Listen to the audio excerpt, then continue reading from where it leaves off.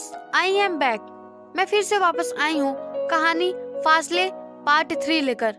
तो चलिए सुनते हैं कहानी फासले भाग 3। अगली सुबह संस्कृति ने मुझसे पूछा, आरुति तुम्हारा बर्थडे कब है? मैंने टालते हुए कहा, अभी बहुत टाइम है। उसने फिर पूछा, फिर भी कब? तो मैंने आखिरकार कहा 4 जनवरी को। उसने चिल्लाकर कहा, क्या 4 जनवरी को? मैंने उसे डांटते हुए कहा, चुप, तू तो इतना तेज चिल्ला रही है जैसे कि तुझे ये पता चल गया हो कि इस रूम में बम हो। उसने टेंशन लेते हुए कहा, कुछ ऐसा ही समझ लो, आज 23 दिसंबर है और तुम मुझे अब बता रही हो। मैंने गुस्से से कहा, तो तुमने कब बताया था? उसने कहा, तुमने कभी पूछा ही नहीं। मैंने माफी मांगने के लिए कान पकड़कर कहा, सॉरी मेरी फ्रेंड, मैं तो पूछना ही भूल गई। संस्कृति ने प्यार से मेरे गाल पर एक चपत लगाकर कहा, कोई बात नहीं, पर तुम्हारे बर्थडे पर मैं डेकोरेशन करूंगी। आखिरकार मेरा बर्थडे भी आ गया।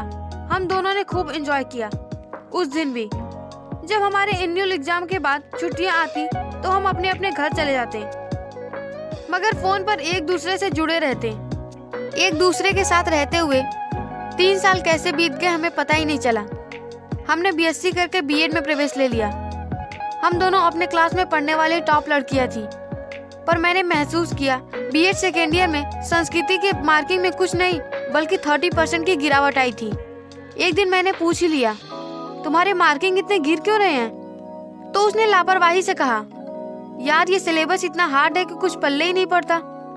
अब मैं संस्कृति में बदलाव महसूस करने लगी थी, जैसे कभी कभी कॉलेज बंक करना और मेरे घर लौटने पर उसका उपस्थित न होना, रात भर मोबाइल चलाना, चीजों को भूल जाना, पढ़ाई में इंटरेस्ट न लेना और मेरे द्वारा इन सब का कारण पूछने पर हकलाकर उत्तर देना। ऐसे ही हमें 3rd ईयर में कॉलेज जाते जाते 2 महीने हो गए। एक दिन कॉलेज से लौटने के बाद उसने खाना खाया, ड्रेस चेंज किया, बालों को संवारा, हल्का सा मेकअप किया और बैग लेकर निकल पड़ी।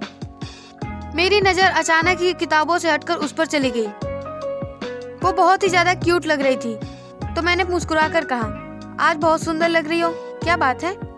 उसने सैंडल पहनते हुए कहा, थैंक यू। मैंने फिर पूछा, कहीं जा रही हो क्या मेरी राजकुमारी? कहीं कोई राजकुमार तो नहीं ना इंतजार कर रहा है? वो सैंडल पहनकर मेरे पास आई और गाल पर हल्के से चपत लगाकर बोली, नहीं, बिल्कुल नहीं। तुम्हारे जैसे दोस्त होते हुए भला किसी राजकुमार की जरूरत हो सकती है मुझे? मैं कोचिंग जा रही हूँ। मैंने आश्चर्य से कहा, कोचिंग? उसने कहा, हाँ कोचिंग, मैं अब पढ़ाई में कमजोर हो रही हूँ, तो मम्मी ने कहा कोचिंग कर लो। फिर उसने कहा, अच्छा बाय, चलती हूँ। तो मैंने भी कह दिया, सी यू। वो चली गई। उस समय 4 बज रहे थे, मगर वो शाम को नहीं लौटी। मैंने फोन लगाया तो स्विच ऑफ आया। मेरे मन में अनेक आशंकाएं आने लगी। उस समय मैं जितनी परेशान हुई उतनी कभी नहीं हुई। मैं दरवाजे पर बैठकर कभी उसका रास्ता निहारती, कभी फोन लगाती। इसी तरह मुझे 9 बज गए। फिर मैं अंदर जाकर टहलने लगी तो कुछ मिनट बाद दरवाजे पर दस्तक हुई। मैं दौड़कर उसके पास आई और सवाल पर सवाल दागने लगी। कहाँ थी तुम? तुम्हारा फोन स्विच ऑफ क्यों आ रहा है? कम से कम बता तो दिया होता। 5 घंटे किसका कोचिंग चलता है? मेरी बातों को नजरअंदाज करके उसने कहा, थोड़ा रेस्ट तो लेने दो। वो अंदर आ गई और मैं वही दरवाजे पर बूथ बनी खड़ी रही। आधे घंटे बाद खाना खाते समय मैंने फिर वही सवाल किया, तुम कहाँ थी अब तक? मेरे इस सवाल पर उसने लापरवाही से उत्तर दिया, अरे यार, कोचिंग के फ्रेंड मुझे घूमने लेकर चले गए थे। मैंने फिर कहा, तुम्हारा फोन क्यों बंद आ रहा था? और मुझे फोन करके कहा क्यों नहीं कि तुम लेट आओगी? उसने फिर कहा, मैं भूल गई थी। कहकर उसने नजरें उठाई तो मुझे अपनी तरफ घूरते हुए पाया। फिर उसने कहा, तुम्हें मुझ पर विश्वास नहीं है क्या? उसकी मासूमियत भरे इस प्रश्न पर मुझे हंसी आ गई। मैंने अपनी हंसी छिपाते हुए कहा, नहीं यार, मुझे तुम पर खुद से ज्यादा भरोसा है, पर तुम्हारी फिक्र भी होती है, इसीलिए तुम एक फोन कर दिया करो। उसने कहा, ओके बाबा, कर दूंगी, अभी तो माफ कर दो। मैंने अपने हाथ से खाने का एक निवाला लिया और संस्कृति को खिला दिया। संस्कृति ने उस समय तो कह दिया, लेकिन अब उसकी रूटीन चेंज हो गई थी। घंटों मोबाइल पर लगे रहना, पूरे हफ्ते जिम में जाना, शाम को कोचिंग जाना और शायद ही हफ्ते में एक बार कॉलेज चले जाना। संस्कृति के कॉलेज बंक करने पर सभी टीचर से मुझे डांट पड़ती।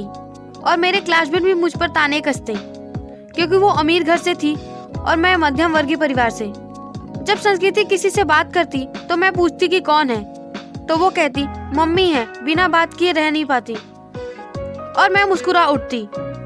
एक दिन मेरे फोन पर संस्कृति की मॉम का फोन आया। मैंने फोन उठाया और कहा, हेलो आंटी जी प्रणाम। उन्होंने कहा, खुश रहो बेटा, कैसी हो?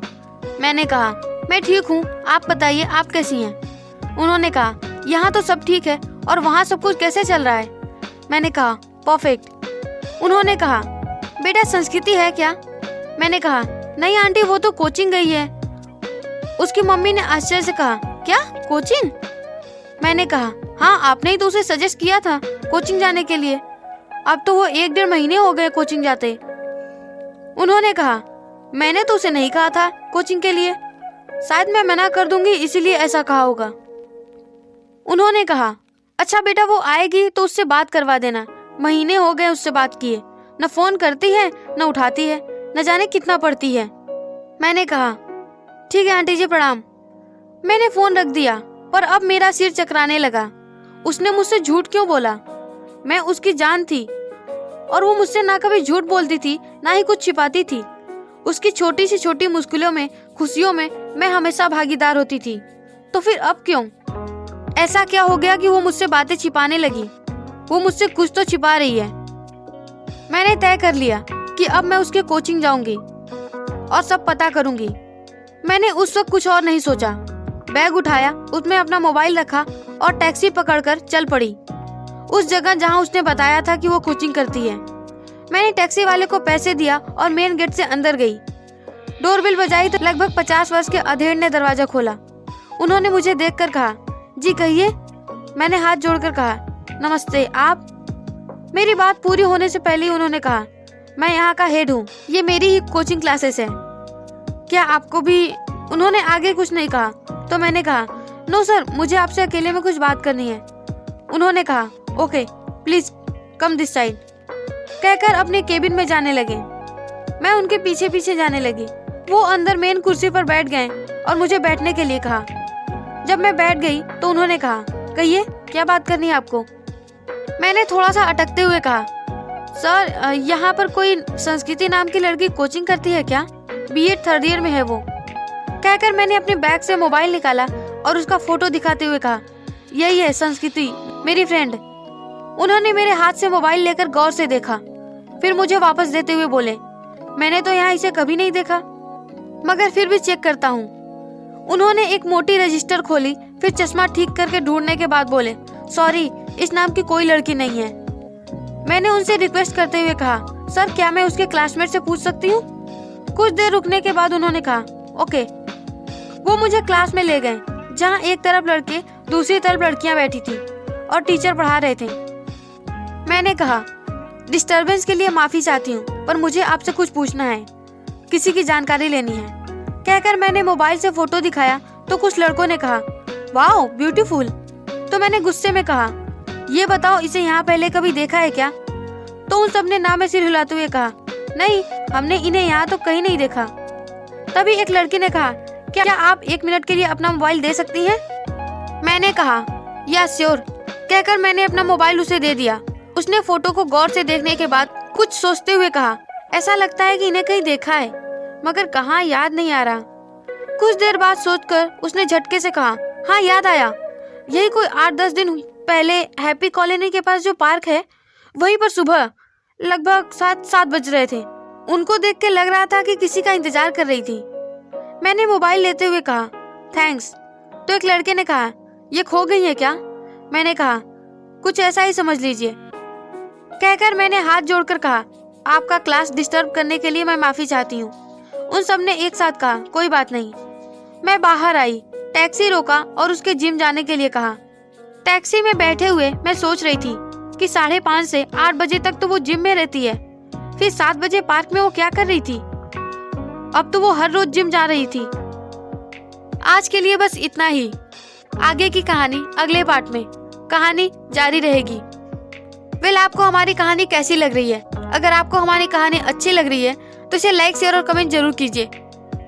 हमारे चैनल को सब्सक्राइब करके घंटी का बटन प्रेस कीजिए ताकि कहानी के अगले पार्ट्स और नई कहानी आप तक पहुंच सके।